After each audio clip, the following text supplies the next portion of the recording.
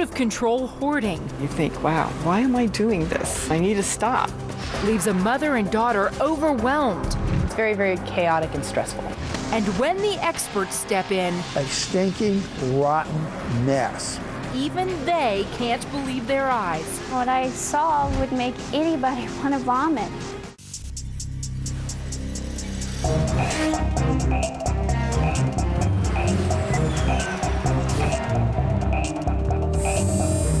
Caught on camera, hoarding. For more than 30 years, Ron Alford has owned Disaster Masters, a full-service crisis management business he now runs with his wife, Melissa.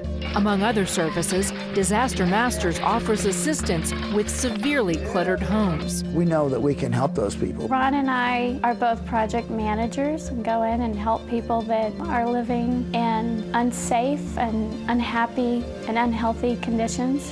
But according to Ron Alford, Disaster Master services are only available to those who make the call themselves to take their own first step toward recovery from excessive hoarding. And the first question I ask them is, are you calling for yourself or somebody else?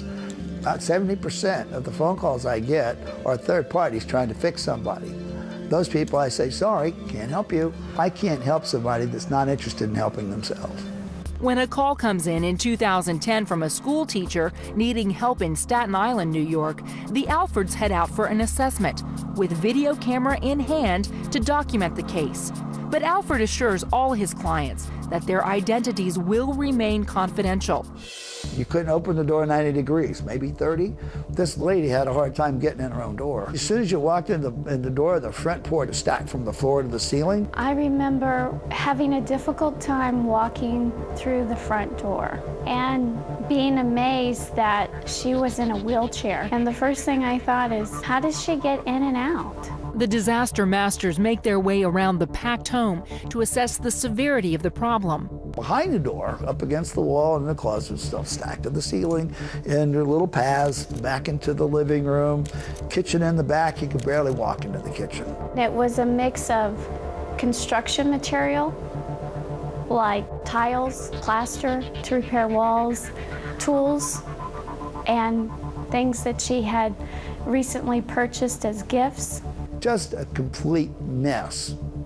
Everything came home, nothing had a place. She had a sofa sleeper that she was using because she could not walk up the stairs because she had just had knee surgery. And the whole second level was uninhabitable. It turns out that all that construction material was because they had renovated a bathroom. So you go to the top of the stairs, and on the left was this amazing bathroom. It was unfortunate that she could not even get up there to use it. You couldn't walk into the bedroom. And then the home office that was upstairs, that was over. I mean, it was full of office supplies. So it was just about safety and about her mobility issues.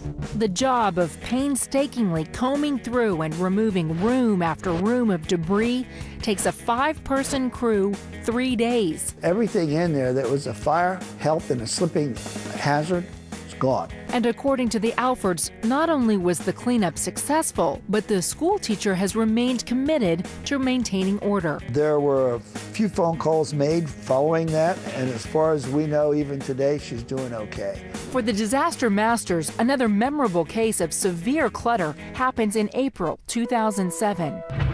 A high-level computer expert reached out for help from a very exclusive neighborhood on Manhattan's Park Avenue. This is a lady, very sharp, highly educated. We were downstairs. We were the first people to show up in about 5 years, and she was absolutely beyond embarrassed. She knew we had to go in. Once we got in, a few minutes after, she broke down. She was just in tears. Successful in the workplace, but behind closed doors at home, living in complete disarray. She lived in a very respectable, high-rent, high-rise building, and her house was a complete shambles. When you were standing where the bed was, we're standing on top about 2 feet above it. This was a pizza box job. It was just trash. Empty water bottles, pizza box container, food container. The homeowner, whose identity is also being kept confidential, is not only looking for help with removal, but also to locate a lost family treasure. We asked, was there anything you're looking for? He says, oh my God, yes, there is. I said, well, what? I've lost my mother's diamond ring, and it would really be amazing if I found it. What's the odds of finding something like that in that kind of a mess? It was so much stuff. I'm 5'3", and it must have come up to my shoulder. A lot of times you see these places and there's a little path. There was no path. You know, you didn't walk in, you climbed in. It was an amazing amount of trash. Because of the amount of debris, the living conditions are extremely dangerous. She was clearly in danger of having a fire in that building. Because when you live in a place like that and you have that kind of paper and you have all these extension cords underneath this stuff, one spark with a lot of dryness, it could very easily happen.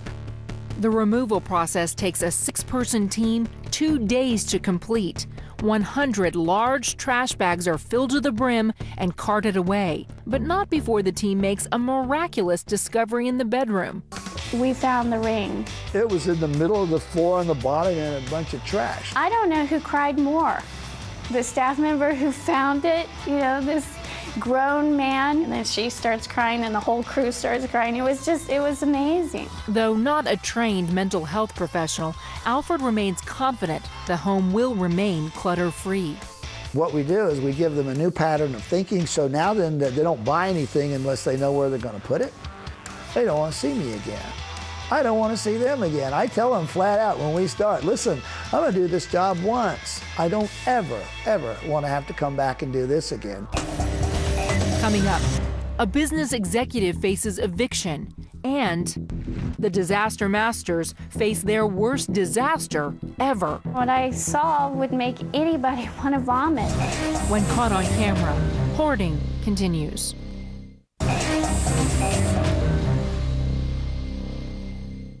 A highly successful business executive living in an apartment filled with garbage, clothes, and computers.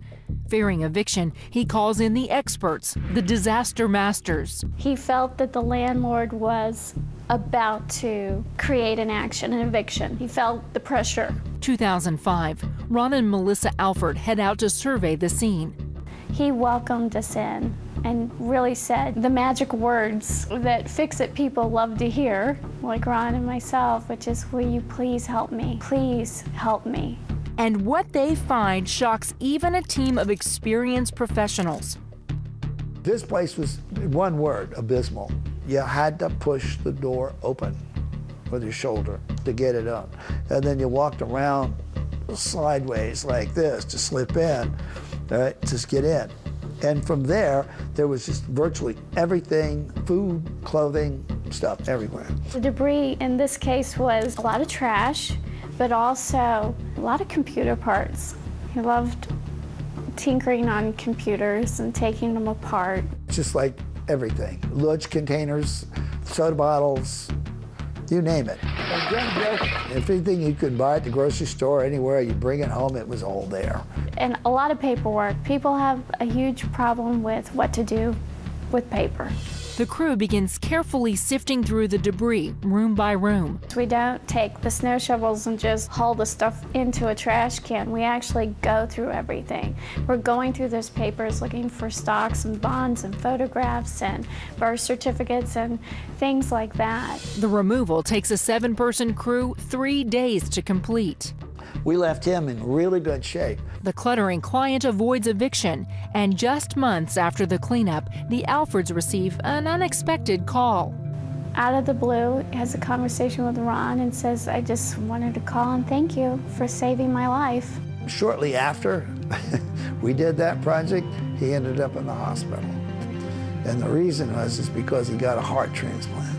He said, if you had not taken me on as a client, if you would not have helped me, I would have died because I would have not been able to come home to recover. I would not have been able to walk into my apartment. And so you really just saved my life twice. And he was just very, very grateful. A happy ending for the business executive and another client, an ailing elderly man facing imminent eviction, cries out for help. They had found him out, and they had moved to have protective services for adults evict Once in the apartment, the crew discovers why there has been such cause for alarm. When you walked in the door, all there was books. I mean, tens of thousands of books. I don't know why the floor didn't collapse. From the floor up to taller than I am on both sides, it just went up 6, 7 feet high. Every single book in there was about philosophy, religion, and health. There was nothing else there. The removal team winds their way through the literary maze. When you walk through this tunnel, it went down to the window, and over on one side there was what may have been a sink.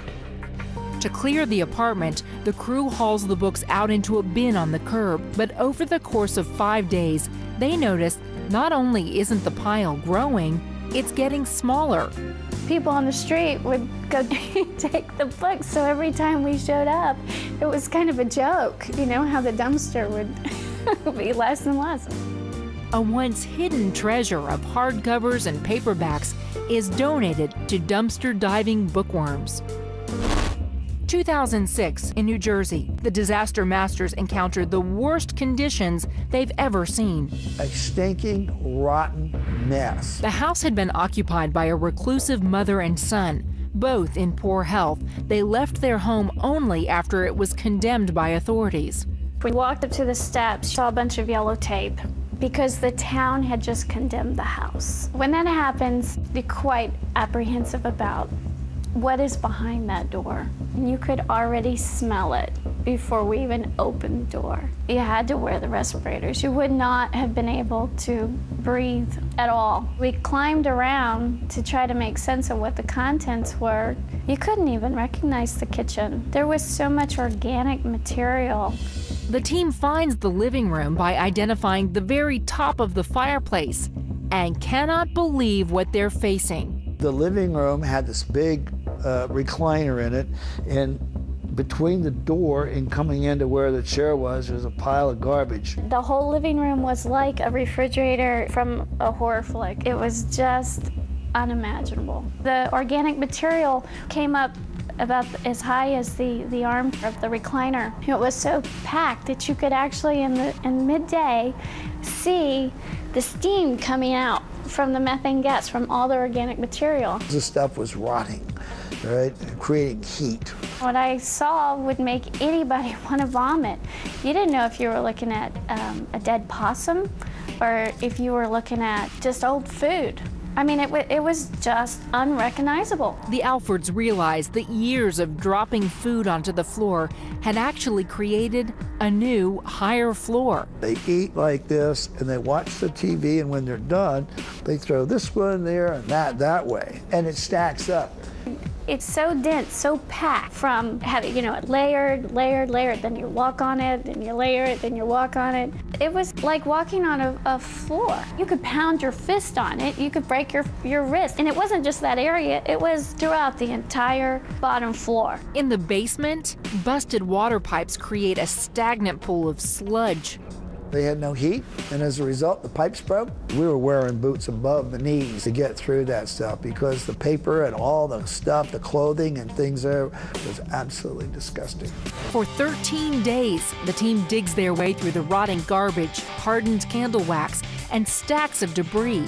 In total, the crew fills 5 20-foot-long dumpsters. I didn't think it was ever gonna get done, ever. It was the longest job I've ever done. We recovered that house. The place got cleaned completely and straightened out. They put it on the market. We got there just in time. Hoarding is a serious disorder that can leave many feeling hopeless and overwhelmed.